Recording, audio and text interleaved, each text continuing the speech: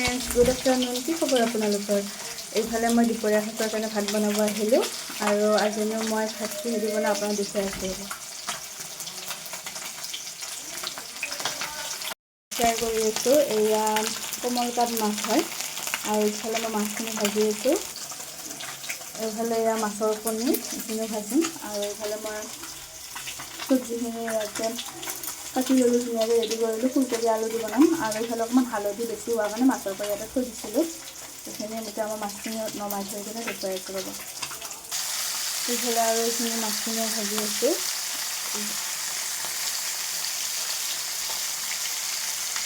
আৰু গৰম পৰিলে ন, পূৰা ৰ'দ দিছে, পূৰা গৰমৰ দিন আহি গ'ল আৰু।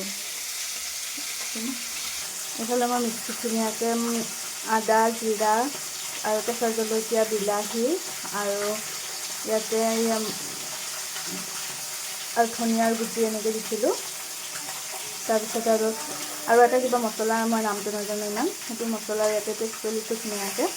আৰু এতিয়া মই মাছৰ আঞ্জাখন ধুনীয়াকৈ বনাম আৰু মাছখিনি ভজা হৈ গ'ল। ইয়াতে ধুনীয়াকৈ এতিয়া মই মাছৰ মছলাখিনি ধুনীয়াকৈ ভাজি আছোঁ। এয়া দেখিছেনে, যিখিনি মই পেষ্ট কৰি থৈ দিছিলোঁ মিক্সিত, সেইখিনি ধুনীয়াকৈ এতিয়া মই তেলত ভাজি আছোঁ।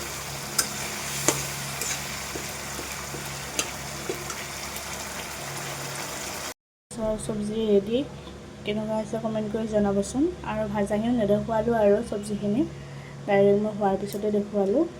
এইফালে দেখিছেনে কি ধুনীয়া হৈছে কালাৰ।